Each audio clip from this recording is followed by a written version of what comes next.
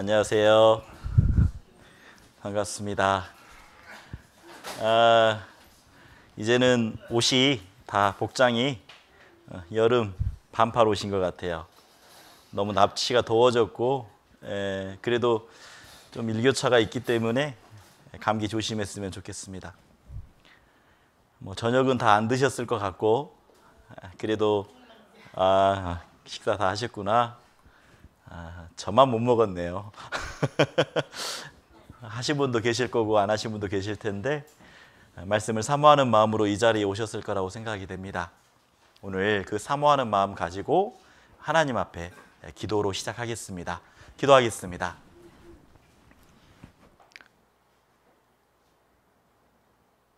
은혜로우시고 자비하신 하나님 감사합니다. 예수님의 보혈로 저희 죄를 깨끗하게 해주시고 하나님의 자녀 삼아 주신 것 너무나 감사를 드립니다.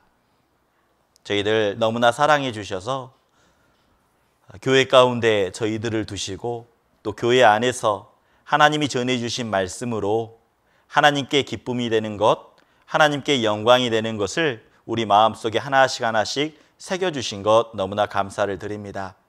오늘 늦은 시간 이렇게 말씀 앞에 나와왔습니다.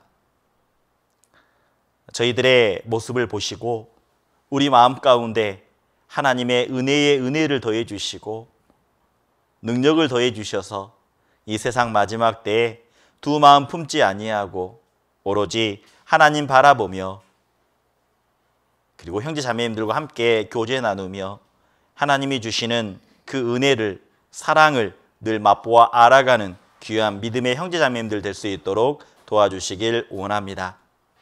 저희들 함께 해야 되나 참석하지 못한 형제님들 계십니다. 어디에 계시든지 동일한 사랑으로 동일한 은혜로 하나님이 붙잡아 주시고 인도해 주시길 하나님 앞에 구합니다. 혹여나 몸이 아프신 분 있다면 치유의 손길로 치유해 주시고 빨리 일상의 삶으로 돌아와서 저희와 함께 즐겁게 교제할 수 있도록 주님 도와주시길 원합니다. 시작하는 시간입니다. 마지막 끝까지 집중할 수 있도록 도와주시고 이 자리 하나님이 함께 하신 줄 알고 있습니다. 우리의 생각, 우리의 마음 온전히 하나님께 고정될 수 있도록 그리고 하나님의 영광만이 드러날 수 있도록 주님 도와주시길 원합니다. 모든 것 감사하며 예수님의 이름으로 기도드렸습니다. 아멘. 오늘 함께 나눌 말씀의 주제는 의인의 간구는 역사하는 힘이 많으니라 라는 주제를 가지고 함께 말씀을 나누겠습니다. 한번 수화로 한번 해보겠습니다. 수화로 한번 따라해 주세요. 의인의 간구는 역사하는 힘이 많으니라. 그러면 우리 본문 말씀 찾겠습니다. 야고보서 5장 16절입니다. 야고보서 5장 16절입니다. 야고보서 5장 16절. 야고보서 5장 16절입니다. 찾아놨습니다. 앞을 보시고요. 우선은 성경을 찾아보세요. 성경을 찾는 것도 훈련입니다. 성경을 잘 찾는다라는 것은 그만큼 신앙이 성장되어 있다라는 겁니다. 그리고 성경을 가까이 했다라는 증거입니다. 찾으셨죠? 자, 그러면 앞을 보시고 함께 수화를 따라해 주셨으면 감사하겠습니다. 너희 죄를 서로 고하며 병 낫기를 위하여 서로 기도하라. 의인의 간구는 역사하는 힘이 많으니라. 오늘 야고보서 5장 16절의 말씀을 통해서 우리에게 주시는 하나님의 교훈을 우리가 배우기를 원합니다. 먼저 야고보서라고 말합니다. 이 야고보서는 누가 썼을까? 누가 썼을까요? 이 야고보서. 야고보가 썼겠죠. 근데 이 야고보가 누군지 기자는 야고보입니다. 이름입니다. 야고보서. 야고보 이름이에요. 이 야고보가 쓰여진 시간은요, 예수님이 죽으신 지 45년부터 49년에 쓰여졌다라는 겁니다. 그리고 이 야고보는 이 야고보가 참 많이 있어요. 성경에서. 제자들의 이름 중에도 세베대의 아들 야고보와 요한이라는 사람도 있고 또 알페우 아들 야고보라는 사람도 있고요. 그래서 이 야고보라는 이름이 참 많습니다. 그런데 이 야고보서를 쓴 이 야고보는요, 예수님의 동생입니다. 누구라고요? 예수님의 친동생이라는 거예요. 친동생이 이 야고보서를 썼다라는 겁니다. 그래서 이 야고보서의 내용은 예수님이 말씀하셨던 산상수훈들 그리고 잠언에 대한 말씀들이 참 많이 나옵니다. 그래서 혹자는 이렇게 말합니다. 신약 성경의 잠언이라고. 잠언이 뭡니까? 지혜의 말씀이 많다라는 거죠. 다시 말하면 우리가 신앙생활하는데 필요한 말씀들이 참 많다라는 겁니다. 그래서 이 야고보서는 믿음을 강조하기보다는 행함을 강조합니다. 행함을 강조하고 있어요. 그래서 이 야고보서의 성경을 보면 이렇게 말합니다. 행함 없는 믿음은 그 자체가 죽은 것이라 라고 말하고 있죠. 왜 이런 말씀을 하셨을까요? 구원을 받았다면 정말 행함이 따른다라는 겁니다. 구원을 받으면 어떻습니까? 우리 마음속에 생명의 말씀을 심겨주셨습니다. 그리고 씨가 이삭이 되고 이삭이 열매가 되는 거죠. 정말 구원을 받았다면 생명에 관련된 현상이 일어나는 겁니다. 열매가 맺힌다라는 거죠. 그래서 행함을 보는 겁니다. 정말 구원을 받았다면 행함이 따라간다라고 우리에게 말씀하고 있어요. 그런데 구원받았다라고 말하면서 행함이 없어요. 그러면 의심해 봐야 된다라는 겁니다. 정말 구원을 받았는지 의심해 보는 게 필요해요. 확실한 증거가 있는지 살펴봐야 된다라는 겁니다. 스스로 확증하라라고 말씀하고 있습니다. 스스로 확실한 증거가 있는지 살펴보는 게 중요하다라는 겁니다. 그래서 야고보서는 특별하게 행함을 강조하고 있어요. 개인적으로 생각해 보았습니다. 왜 야고보서에 그렇게 행함을 강조했을까? 개인적으로 묵상을 해보았습니다. 그랬더니 나름대로 생각이 나더라고요. 자, 예수님의 동생이죠? 그렇다면 예수님이 살았던 모습을 쭉 봤을 겁니다. 야고보는. 그러지 않겠어요? 아마 남달랐을 거예요. 예수님의 모습이. 늘 부모님의 말에 순종하는 모습, 그리고 올바르게 모습, 그리고 놀라운 것은 집안의 모든 일들을 형처럼, 맏형처럼 잘, 그리고 어쩌면 저녁 식사 때마다 늘 손을 씻는 그런 모습들, 그리고 죄와는 먼 모습들, 그게 아마 예수님의 모습 아니었겠습니까? 그 예수님의 모습을 늘 가까이에서 보았던 동생이었다라는 거죠. 아마 부담되었을 것 같아요. 형은 너무나 잘하는데, 예수님은 너무나 잘하는데 본인은 어때요? 너무나 못했기 때문에. 아마 예수님의 부모님들도 늘 칭찬했겠죠. 예수님에 대해서. 근데 그 밑에 동생이었다라는 겁니다. 아마 예수님이 싫을 수도 있어요. 너무 잘하기 때문에. 성장 배경 가운데. 그러지 않아요? 우리 가족 하면은 형제지간이 있으면 너무 잘해버리면 그러잖아요. 아, 뭐야? 나는 뭐지? 아마 예수님의 가족들도 동생들도 그런 모습 아니었을까요? 예수님은 너무나 부족함이 없고 완벽하게 자기가 할 일들을 다 충실하게 하고 때로는 부모님도 도와주고 어머님도 도와주는 그런 모습 아니었겠습니까? 근데 자기를 비교해보면 어때요? 네. 너무나 부족한 모습이었겠죠.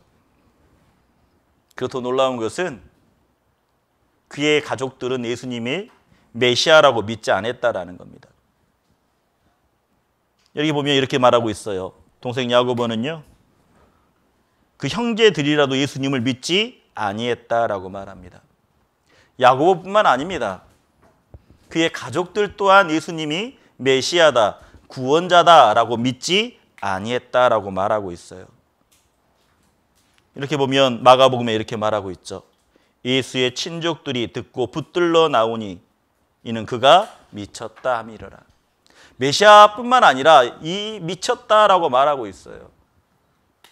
아마 야고보는 아마 예수님이 나이 30이 되었을 때 이제 공생애를 시작하죠. 아마 집을 떠났을 겁니다. 그때 너무 기뻤을 거예요, 아마. 그러지 않겠어요? 그런데 중요한 것은 이 야고보, 예수님의 그런 행동 하나하나를 보았을 뿐만 아니라 그를 신뢰하지 믿지도 않았지만 예수님이 친히 부활하신 이후에 그 동생 야고보를 만난다라는 겁니다. 직접 만나 주셨어요. 이 고린도전서 15장 7절에 보면 이렇게 말합니다. 여기 보면 제일 처음에 누구를 만나느냐, 고린도전서 15장에 보면요, 게바에게 보이시고 그리고 12제자에게 보이시고 그리고 500 형제에게 보이셨고 그 다음에 야고보에게 보이셨다라고 말합니다. 그리고 모든 사도에게 보이셨다라는 거죠. 예수님은 친히 그 동생 야고보에게 자기의 부활한 모습을 보여줬다라는 겁니다. 두 손에 목자국 난 모습들, 창자국이 난 모습들. 그로 인해 야고보는 어떻게 되었을까요? 맞아요. 우리 형이 진정 구원자였구나, 메시아였구나라는 것을 회심하게 되었을 거라는 겁니다. 그러면서 이제 야고보서 1장 1절에 그 서신서 야고보서를 쓰는데 이렇게 씁니다. 이렇게 쓰고 있어요. 하나님과 주 예수 그리스도의 종 야고보는 이라고 쓰고 있습니다. 만약 이렇게 쓸 수도 있잖아요. 자기를 소개할 때 유다 지파 다윗의 자손이며 유다의 왕족 혈통을 이어받은 야고보, 그렇게 쓰진 않았습니다. 만약 이렇게 쓸 수도 있잖아요. 성육신하신 하나님의 아들 예수님의 첫 동생 야고보로 소개할 수도 있지만 그렇게 소개하고 있지 않다라는 겁니다. 자기의 소개를 철저하게 뭐라고 했습니까? 자신을 낮춤하고 있으며 자기를 그리스도의 종이라고 말씀하고 있는 겁니다. 야고보는요, 철저하게 자기 자신을 낮추고 있습니다. 그리고 이 야고보는요, 기도의 사람이었다라는 겁니다. 기도의 사람. 그래서 야고보에게 별명이 하나 있었습니다. 야고보에게 별명. 어떤 별명이었을까요? 야고보는요, 기도를 많이 해서 낙타 무릎이라는 별명을 가지고 있었다라고 말합니다. 낙타 무릎. 왜 낙타 무릎이라고 했을까요? 이 낙타 무릎은요, 특이합니다. 이 낙타 무릎은요, 굳은 살에 베겨져 있습니다. 이렇게. 이 낙타가요, 이 무릎에는 굳은 살이 베겨져 있는데 낙타는 하루를 시작할 때, 마칠 때 주인 앞에 무릎을 꿇는다라고 말하고 있어요. 왜요? 주인 앞에 무릎을 꿇습니다. 하루를 시작할 때 그 짐을 낙타에게 매이는 거죠. 그리고 일이 끝날 때도 어떻습니까? 주인이 그 낙타의 짐을 벗겨주는 겁니다.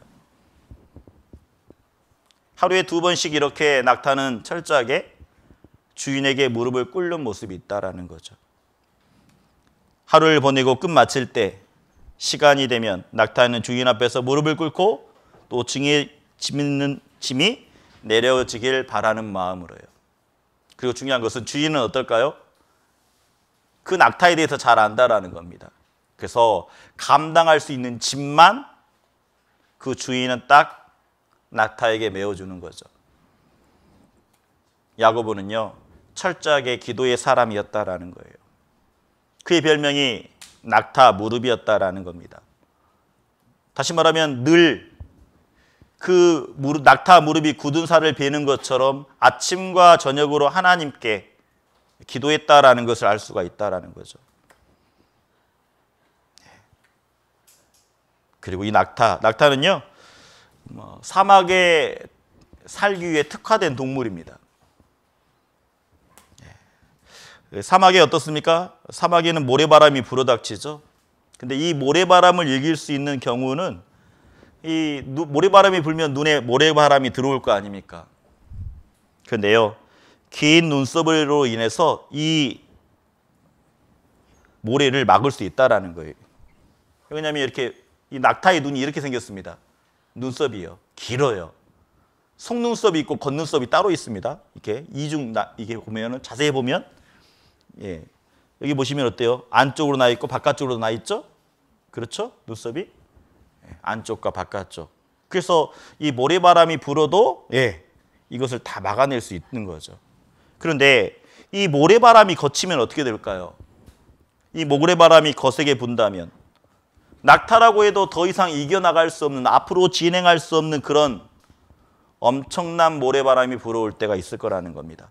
근데 그때는요, 낙타가 어떻게 한동안인지 아십니까? 무릎을 꿇는다라는 거예요. 예, 거친 모래바람이 불어올 때는 딱 무릎을 꿇는다라는 겁니다. 그리고 어떻게 할까요? 그 모래바람이, 그 모래폭풍이 지나기까지 하염없이 기다린다라는 겁니다. 여기에서도 교훈이 되더라고요. 우리가 분명히 주님 안에서 살고 있습니다. 우리는 하나님을 아바, 아버지라고 부릅니다. 때로는 내가 힘에 부쳐서 정말 앞으로 나아갈 수 없을 때가 있습니다. 그때 우리는 무릎을 꿇어야 된다라는 거죠. 무릎을 꿇는다라는 것은 기도한다라는 겁니다. 낙타처럼 그 모래폭풍이 지나갈 때까지 끝까지 어때요? 기도로서 인내하는 것이 필요하다라는 겁니다. 하나님은 왜 낙타를 우리에게 보여주셨을까요? 하나님은 그 모든 만드신 만물에 그 신성과 능력이 분명히 보여 알게 된다라고 말씀해 주셨습니다. 동물 하나, 낙타를 통해서도 우리에게 교훈을 주고 있다라는 거죠. 우리 삶 가운데 모래폭풍처럼 내 삶을 어렵게 하는 게 있습니까? 그때 우리는요, 무릎을 꿇어야 돼요. 낙타처럼. 그리고 그 모래폭풍이 지날 때까지 인내하는 게 필요하다라는 겁니다. 생각해 보세요. 야고보, 예수님의 동생이었습니다. 그런데 철저하게 예수님을 믿지 않았어요. 근데 느지막이 예수님이 구원자라는 것, 메시아라는 것을 알게 되고, 그는 철저하게 그 예수님이 부활하신 모습을 보게 되고 철저하게 회개합니다. 돌이키게 됩니다. 그리고 야고보서를 한 글자 한 글자 써 내려간다라는 거죠. 그래서 그는 강조합니다. 그는 무릎에 낙타 무릎이라는 별명을 가졌을 뿐만 아니라 기도의 사람이었고, 그래서 야고보서를 보면 기도를 강조하고 있습니다. 야고보서 1장 9절에 보면 이렇게 말하고 있죠. 너희 중에 누구든지 지혜가 부족하거든 모든 사람에게 후히 주시고 꾸짖지 아니하시는, 자, 함께 따라해 보죠. 소아. 하나님께 구하라. 그리하면 주시리라 라고 말합니다. 자, 놀라운 말씀입니다. 그리고 야고보는 경험을 했을 겁니다. 아, 정말 지혜가 없을 때 하나님 앞에 무릎을 꿇고 기도했을 때 지혜를 주었다라는 것, 그리고 경험해 보았기 때문에 적어놨다라는 거죠. 이 야고보서는 자기만의 경험이 아니라 구원받은 모든 사람들이 이런 동일한 경험을 하길 원했다라는 겁니다. 여러분, 지혜가 없습니까? 앞이 너무나 힘듭니까? 너무나 보이지 않습니까? 그때 낙타처럼 모래 폭풍이 불면 무릎을 꿇는 것처럼 우리도요, 내 삶이 너무나 힘들고 내 삶의 무게가 느껴지고 짓눌렀을 때 무릎을 꿇으십시오. 그리고 정말 어려운 환경이 지나갈 때까지 계속 무릎을 꿇으십시오. 무릎을 꿇었을 때 하나님이 분명히 지혜를 주실 거라는 겁니다. 내 경험이 아니라, 내 생각이 아니라 오직 무릎을 꿇어가며 하나님께 기도하는 그 모습이에요. 그래서 야고보는요, 기도의 사람이었다라는 겁니다. 그리고 또 야고보서 4장 2절에 이렇게 말합니다. 자, 수화로 따라해 보세요. 너희가 얻지 못함은 구하지 아니함이요 라고 말합니다. 구하지 아니함이요. 그래서 우리가 기도는요, 뭔가 필요한 게 있다면 구체적으로 하는 게 필요합니다. 구체적으로 하나님, 제가 이게 필요해요.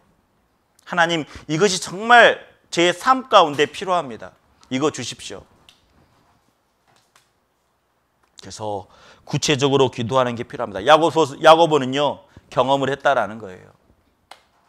직접 신앙의 생활 가운데 체험했기 때문에, 경험했기 때문에 야고보서에 적어놨다라는 겁니다.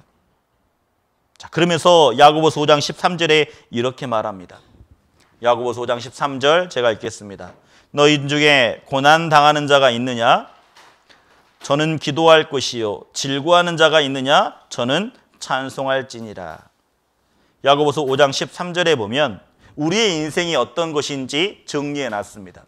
우리가 살다 보면 기쁨과 즐거움도 있고 고난도 있다라는 것을 우리에게 말씀해 주고 있어요. 그래서 고난 당하는 자가 있느냐라고 할 때 우리가 해야 될 게 있습니다. 고난을 당하면 뭐 하라고요? 한번 따라해 보십시오. 수아를. 고난 당하는 자가 있느냐? 저는 기도할 것이요. 즐거워하는 자가 있느냐? 저는 찬송할지라라고 말하고 있습니다. 자, 고난 당했을 때 기도하라고 돼 있어요. 여러분, 삶이 힘들 때 있잖아요. 삶이 어려울 때 있잖아요.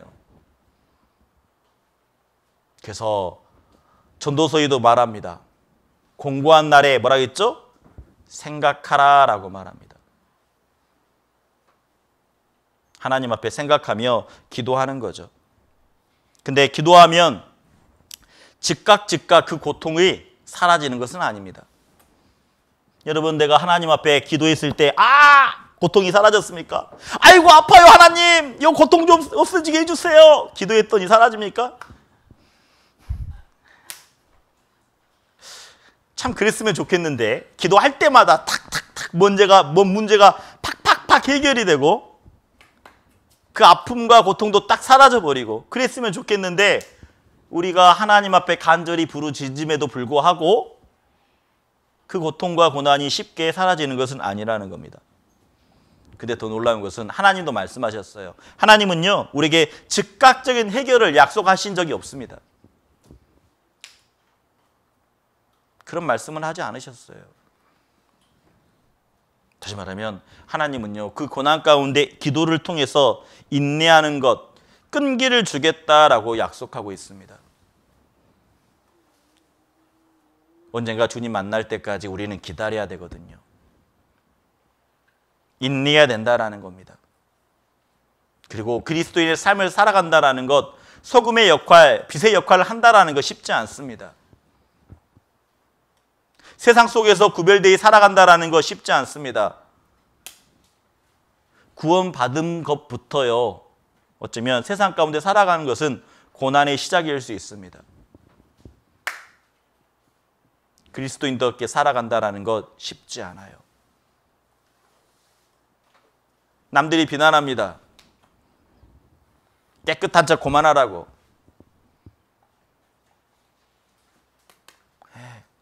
구별되어 살아간다면요, 손가락질 받아요. 네가 언제부터 그렇게 살았다고.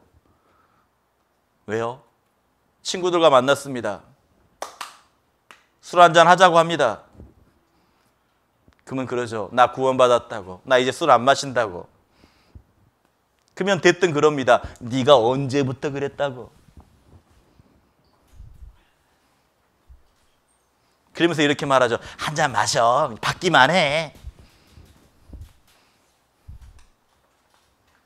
그래도 마다합니다. 그러면 어때요? 계속 친구 관계가 유지될까요? 아닙니다. 구원을 정확하게 받으면요, 놀랍게 친구가, 세상적인 친구는 멀어집니다. 왜요? 같이 죄를 짓지 않거든요. 그렇기 때문에 멀어질 수밖에 없다라는 겁니다. 구원을 받으면 새로운 친구가 생기죠. 믿음의 친구가 생기는 겁니다. 믿음의 친구가요. 세상의 친구들은 멀어지고 믿음의 친구들이 생기는 겁니다. 고난 받았을 때 분명히 말하고 있습니다. 기도하라고. 그러면 그래서 우리에게 말씀하고 있습니다. 쉬지 말고 기도하라 라고 말하고 있죠. 명령입니다.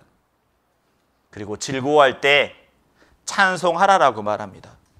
즐거워할 때 하나님께 영광을 높여라라고 말합니다. 우리 인생 가운데 두 가지가 분명히 있습니다. 고난과 즐거움. 자, 고난 받을 때 어떻게 하라고요? 고난 받을 때 딱 머리에 생각하십시오. 고난 받을 때 기도하라. 그리고 즐거움이 있을 때 하나님께 찬송하라. 이 두 가지만 잘해도요, 신앙생활 잘 할 수 있습니다. 이 두 가지를 못해요. 우린 고난받을 때 어떻습니까? 짜증나죠. 네, 나 같은 인생. 여러분 그러잖아요. 피해의식이 있을 수 있습니다. 내가 농인으로 태어나서 내가 좋은 부모 만났으면 내가 이러진 않을 텐데 내가 왜 농인으로 태어나서 이렇게 생활하나? 아닙니다. 하나님은요, 여러분을 통해서 하나님의 영광이 나타내기를 원하십니다. 비록 말하지 못하지만, 비록 듣지 못하지만 여러분들을 귀하게 생각하시고요, 여러분들을 통해서 하나님의 일, 하나님의 영광을 나타내기를 원하신다라는 겁니다. 그래서 우리 삶 가운데요, 여러분, 나는 하나님의 자녀라는 것 늘 마음속에 새기고 살아가야 됩니다. 한번 수화로 해볼까요? 나는 하나님의 자녀다. 예, 맞아요. 또 한번 해보죠. 나는 그리스도인이다. 예, 이렇게 마음속으로 새기고 살아간다면요, 신앙생활 잘 할 수 있습니다. 저도 개인적으로 회사에 출근할 때 그 회사에 딱 들어가기 전에 마음속으로 3번 어쨌습니다. 3번. 나는 그리스도인이다. 나는 그리스도인이다. 나는 그리스도이다라고 딱 3번 외치고요, 회사에 딱 들어갔습니다. 왜요? 그 회사 안에는 저 혼자 구원받았거든요. 그 사람들과 생활하다 보면요, 너무나 악한 소리를 너무나 많이 듣습니다. 음담, 패설 이런 이야기 너무 많이 들어요. 세상의 것들을 너무 많이 듣는다라는 겁니다. 그래서 우리 인생은요, 비록 힘들고 어렵지만 그 안에 고난도 있고, 고난 당했을 때 기도하라고 말하고 즐거워할 때 찬송하라라고 말합니다. 그러면서 우리 인생이 어떻습니까? 고난도 있고 즐거움도 있을 때 뭐가 낫죠? 뭐가 들죠? 우리 생로병사라고 말하잖아요. 태어나면 늙게 되어 있고, 그리고 병들게 되어 있고, 마지막은 죽게 되어 있는 게 인생입니다. 그런데 우리의 인생은 다르다라는 거죠. 우리 살다 보면 병들 수 있습니다.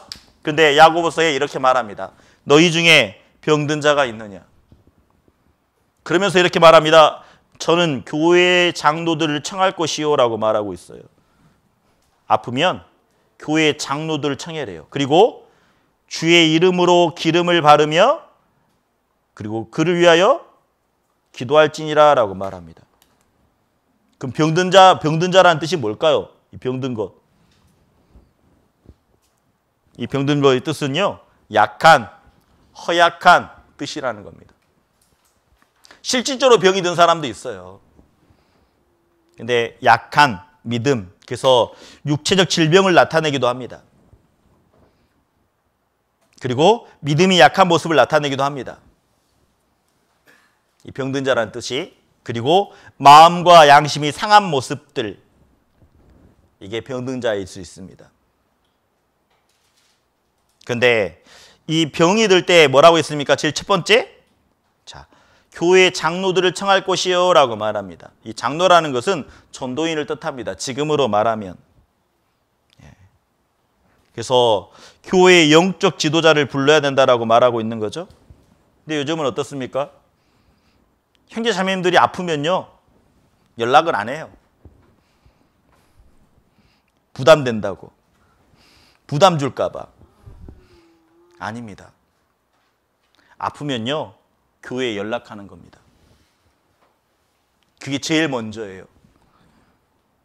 형제 자매님들에게요, 아픈 사실도 알리지 않습니다. 그러면 절대 안 됩니다.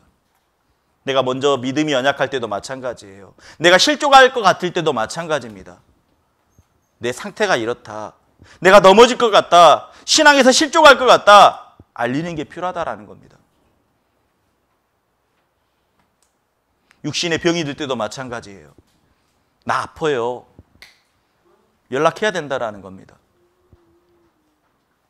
놀라운 것은 끝까지 숨기는 분도 있어요. 아닙니다. 부담 줄까 봐. 아이고, 전도인에게 어떻게 부담이 줘요. 아이고, 형제자매들 어떻게 부담 줘요. 내가 아픈데. 아닙니다. 부담을 주는 것이 아니라 빨리 회복되기 위해서, 함께 기도하기 위해서 알리는 게 필요합니다. 여러분, 이제 누군가 몸이 아프다면, 본인이 아프다면 전도인에게 먼저 알리는 게 필요합니다. 그리고 신앙이 넘어질 것 같으면 전도인에게 알리는 게 필요합니다.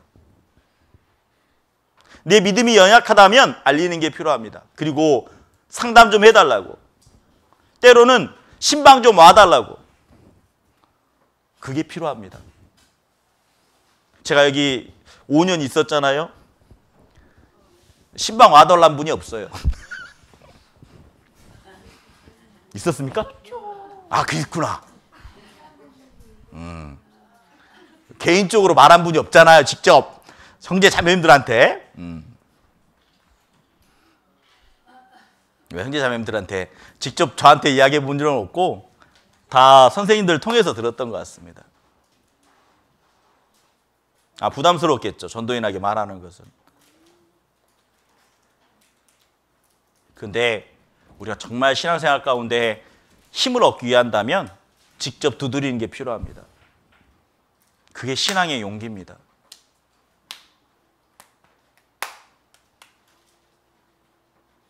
여러분, 신앙이 넘어질 것 같을 때, 내가 육신의 병이 들었을 때 먼저 알리는 게 필요해요. 그리고 이렇게 말하고 있죠. 주의 이름으로 기름을 바르며 기도할지니라 라고 말합니다. 기름을 바르며 기도한다라고 되어 있습니다. 자, 기름을 바른다라는 것은 두 가지 뜻이 있어요. 첫 번째로는 직분을 받을 때, 왕의 직분, 제사장의 직분, 그리고 선지자의 직분을 받을 때 기름을 발랐다라고 말합니다. 이 기름은 성령을 나타내거든요. 그리고 기름을 발랐다라는 것은 상처를 치료해 주는 것을 또 나타냅니다. 성경에서. 두 번째 의미예요. 지금 실질적으로. 병을 고칠 때 여기 보면 기름과 포도주를 그 상처에 붓고라고 말하고 있습니다. 사마리아인이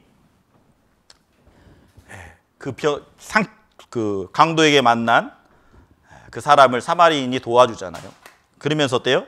기름과 포도주를 그 상처에 붓고 싸매고라고 말합니다. 그리고 그를 데려다가 주막에 맡기죠. 돌보아주고. 그래서 이 기름과 포도주는요, 포도주는 상처를 소독하는 역할을 합니다. 그 기름은요, 올리브유를 말하는데 상처를 완화시키는 역할을 해요. 그래서 먼저는 뭐라고 돼 있죠? 그 포도주와 기름을 붓고라고 말하면서 상처를 완화해 주는 것. 그래서 실질적으로 병이 나면 약을 써야 된다라는 겁니다. 어떤 분들이 그래요. 병 나았으니까 기도만 하면 돼요. 아닙니다. 어떤 분들 그런 분이 있어요. 기도하면 나서요. 병원 안 가요.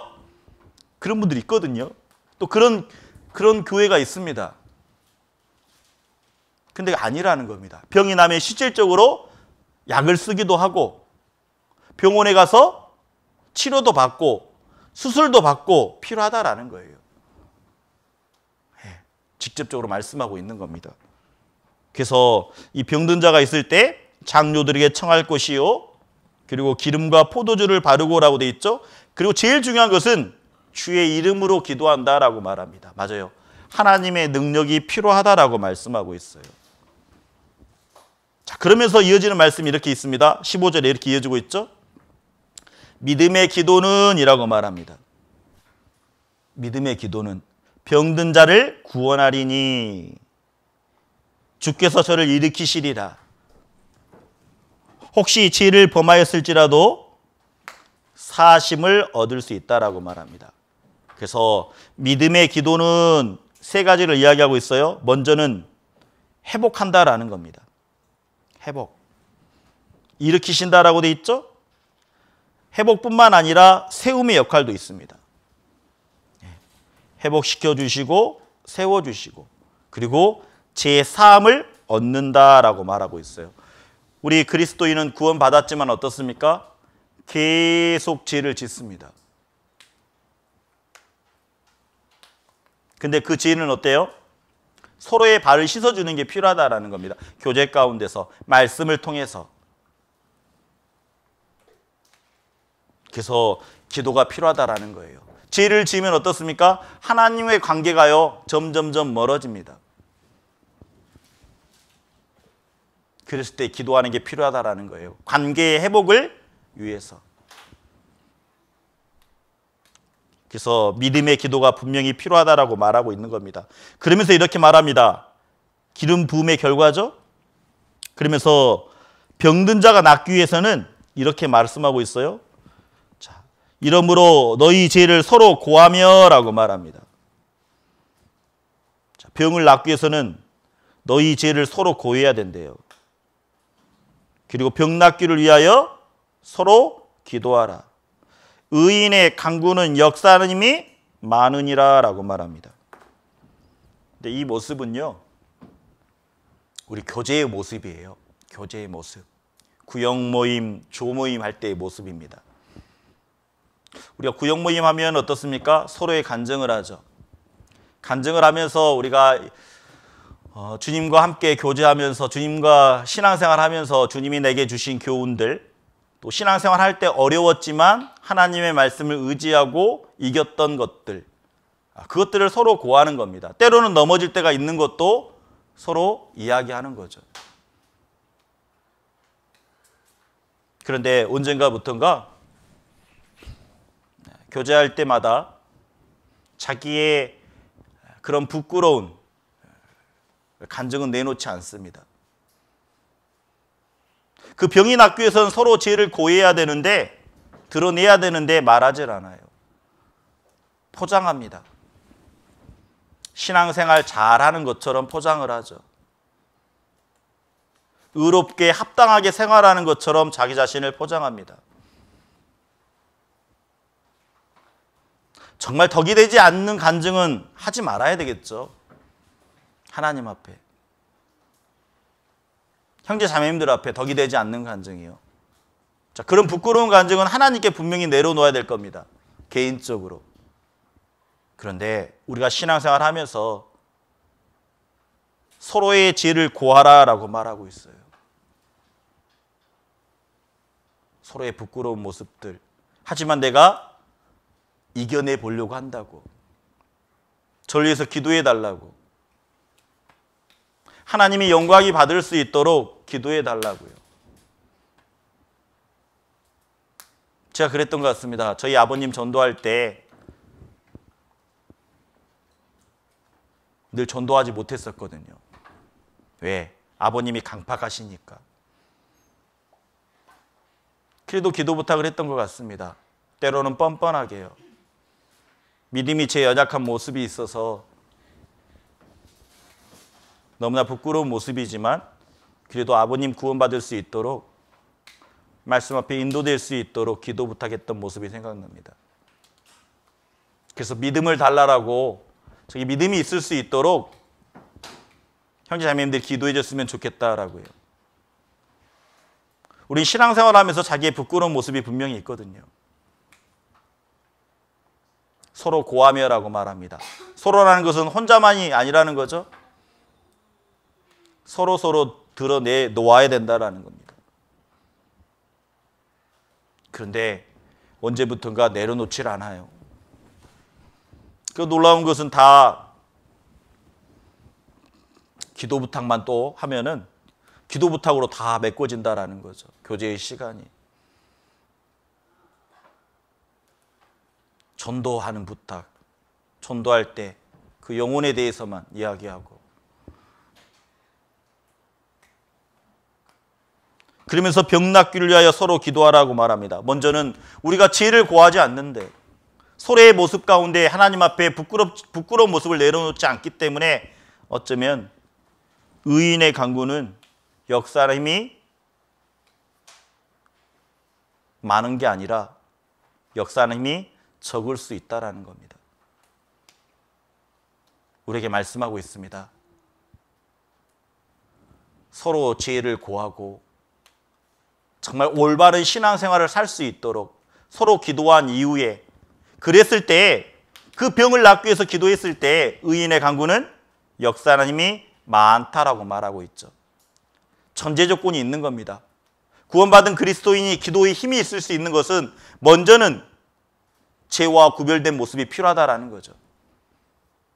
내려놓는 게 필요하다라고 말합니다. 그리고 서로를 위해서 기도해 주는 게 필요하다라고 말씀하고 있습니다. 그랬을 때 의인의 간구는 역사하는 힘이 많다라고 말씀하고 있죠.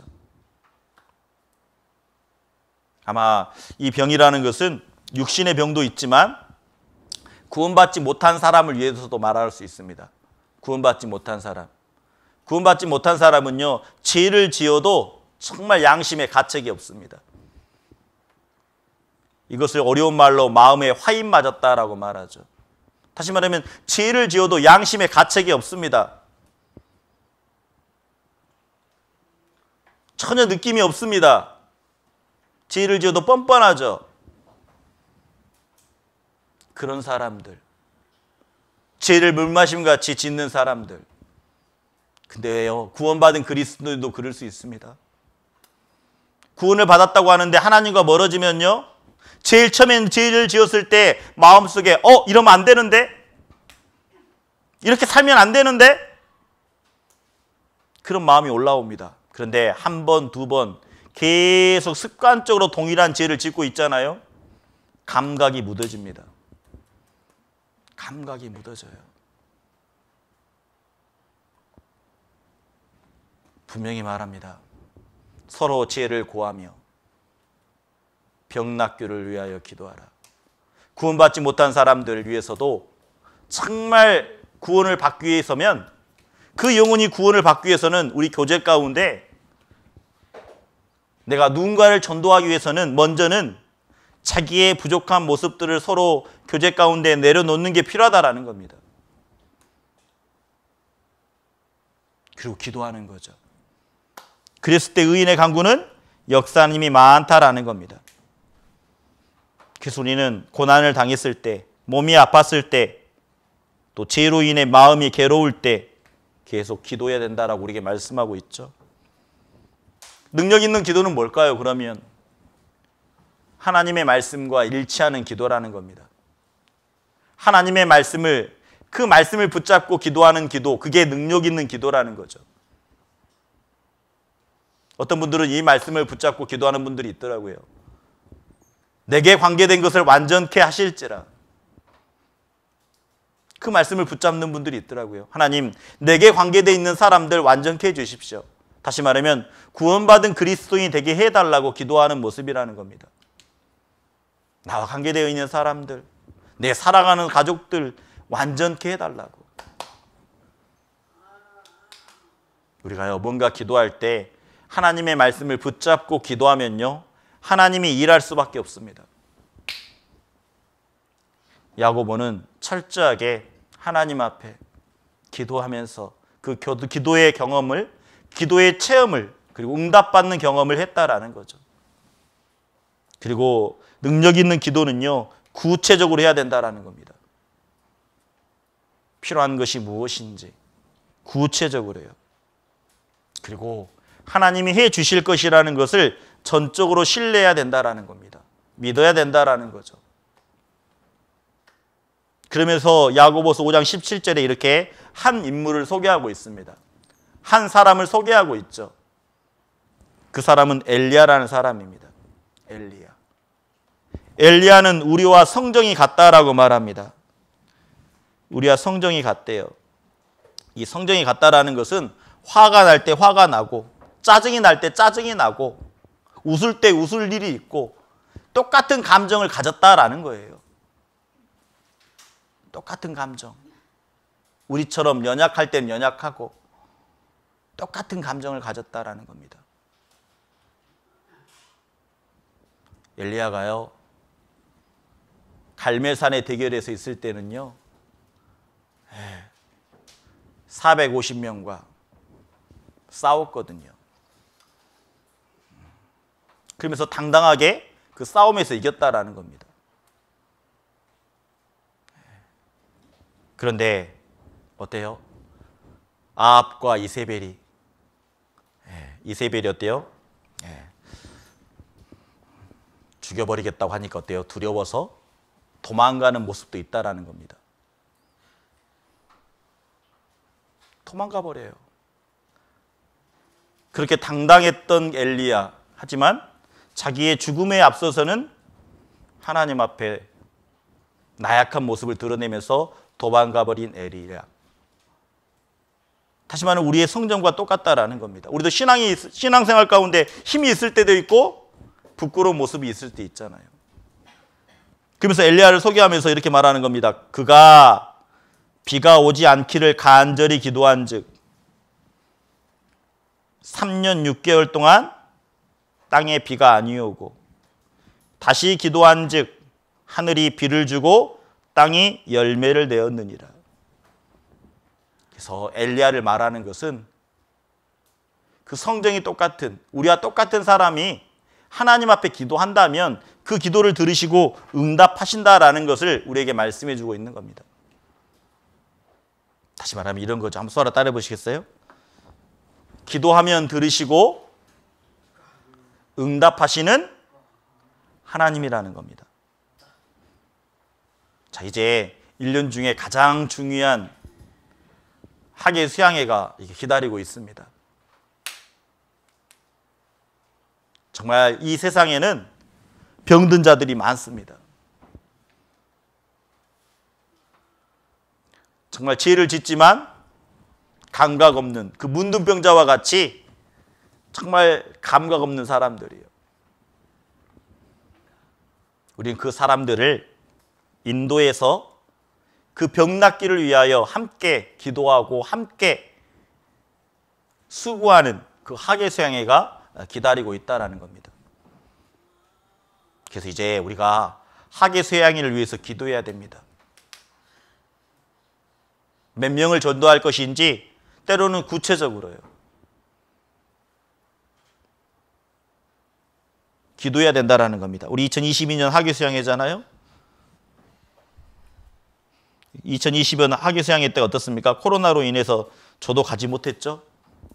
못 갔습니다. 저도. 그때 구원받으신 분도 있고 침례받으신 분도 있을 겁니다. 아마 코로나 때 우리가 정말 학예 수양회를 치를 수 있을까라는 그런 염려도 있었고, 그런데 함께 기도함으로 인해 많은 분들이 구원을 받고 또 하나님께 영광을 돌릴 수 있는 귀한 시간도 되었습니다.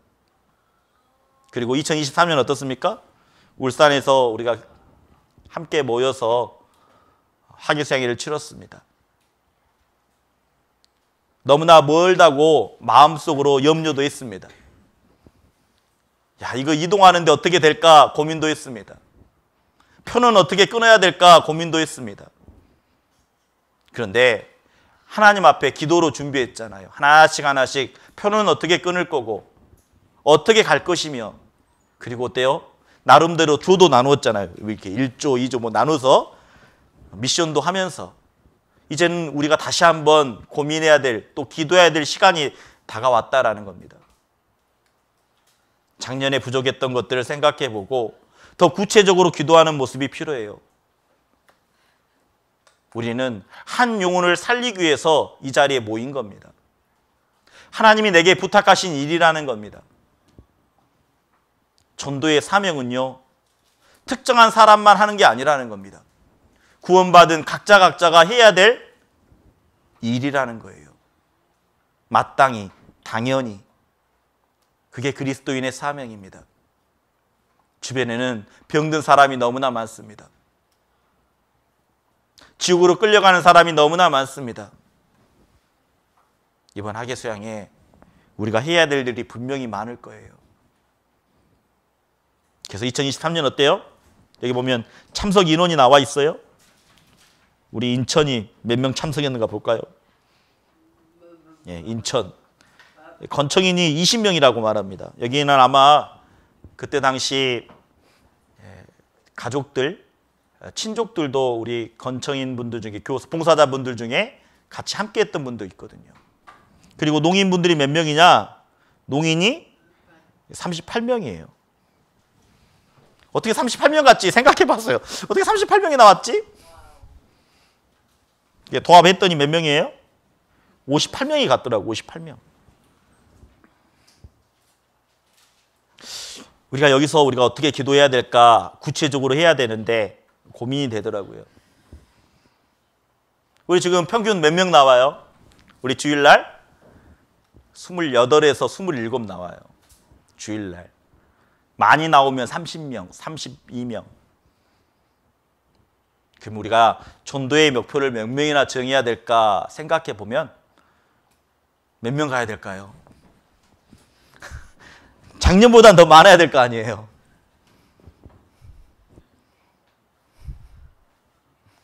우리 구체적으로 기도해 봅시다. 그래서 구체적으로 보면 38명이니까 예? 목표를 크게 정할까요? 구체적으로? 예? 함께 하자 진짜 50? 50명? 농민분들 50명? 우리가 기도하면서 정했으면 좋겠습니다. 개인적으로는 여기서 조금 더 해보면 어떨까? 한 45명 정도? 네, 함께 새 영혼들 그리고 우리 기존의 형제 자매님들 네, 그래서 구체적으로 기도하는 게 꼭 필요합니다. 목표를 정하고 정말 하나님 앞에 구체적으로요. 그래서 침례 인원이 74명이었잖아요. 이렇게. 그리고 함께 조도 나누어서 사진도 찍었던 모습들. 옛 생각이 나더라고요. 이렇게. 울산에서 함께 교제했던 그리고 봉사했던 모습들. 그래서요. 내 마음속에 정말 내가 봉사도 해야 되는데 마음을 다시 한번 단단하게 하는 게 필요합니다. 내가 기도로 돕고 함께 수고해야 되겠다. 한 영혼을 건지는데 내가 동참해야 되겠다라는 그런 마음이에요. 지금부터 마음을 딱 정해야 된다라는 겁니다. 에휴, 그때 가면 하교상에 갔겠지. 그게 아닙니다. 내가 무조건 참석해야 되겠다라는 마음으로 하나님 앞에 기도하는 게 필요합니다. 학예 수양회 장에서 하나님은 내 마음을 분명히 뜨거운 마음으로 바꿔주실 겁니다. 기도한 만큼, 무릎을 꿇는 만큼 하나님은 우리에게 말씀해 주실 거예요. 엘리야의 기도 어떻습니까? 분명히 응답해 주셨다라는 겁니다. 비가 오지 않기를 기도했을 때 비가 오지 않았습니다. 3년 반 동안. 근데 다시 기도했을 때 하나님이 그 기도를 들으시고 비를 내려주셨다라는 겁니다. 그래서 우리 주변에는요, 병든 자들이 참 많습니다. 우리 그러잖아요. 이 세상에 말하지 못하고 듣지 못하는 분들, 그리고 내가 전도했던 분들 있잖아요. 예전에 전도했던 분들, 새로운 영혼만 함께 가는 것이 아니라 함께 교제했는데 함께 여전히 교제에 떨어져 있는 분들, 그런 분들 다시 한번 이번 학예 수양에 동참할 수 있도록 함께 공유하고, 그리고 함께 내가 먼저 하나님 앞에 결단하는 마음, 내가 먼저 하나님 앞에 학예 수양에 꼭 참석해서 한 영혼이라도 인도하겠다라는 그 마음으로 참석한다면 하나님이 크게 역사하실 거라고 믿습니다. 그래서 우리에게 말씀해 주고 있습니다. 이 말씀 수화로 한번 하고 마치도록 하겠습니다. 자, 함께 해보겠습니다. 너희 죄를 서로 고하며 병 낫기를 위하여 서로 기도하라. 의인의 간구는 역사하는 힘이 많으니라. 네, 정말 우리 내 마음속에 하나님 앞에 지금부터 더 깨끗한 마음, 서로 내 마음속에 구별된 모습으로, 그리고 서로를 위해서 기도해주고 병 낫기를 위하여. 그래서 지금 우리가 해야 될 일은 내가 전도할 영혼들을 정하는 것도 필요합니다. 그래서 기도 부탁도 내놓고 한 분 한 분 기도하면서 준비하면서, 그래서 우리가 의인의 간구가 정말 역사하는 힘이 많다라는 것을 이번 학예 수양에 다시 한번 경험하는, 체험하는 우리 형제자매님들 되셨으면 좋겠습니다. 네, 기도하고 마치겠습니다. 하나님 아버지 감사합니다. 오늘 의인의 간구는 역사하는 힘이 많다라는 주제를 가지고 함께 말씀을 나눴습니다.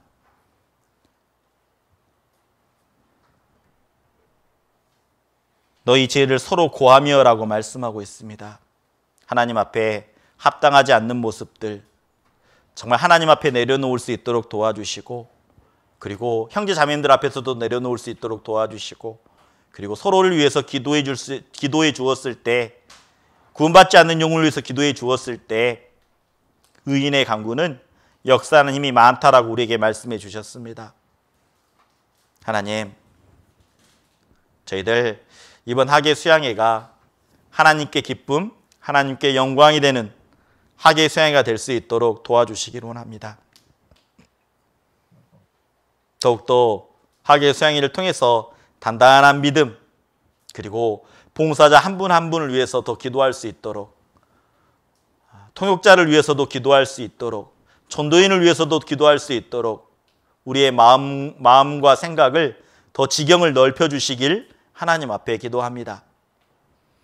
오늘 우리 마음속을 다시 한번 결단할 수 있도록, 그리고 뜨거운 마음을 다시 한번 허락하신 하나님께 감사하며 하나씩 하나씩 기도로 준비하는 우리 귀한 믿음의 형제자매님들 될 수 있도록 도와주시길 원합니다. 오늘 함께해 주신 하나님께 감사하며 이 모든 것 예수님의 이름으로 기도드렸습니다. 아멘. 수고하셨습니다.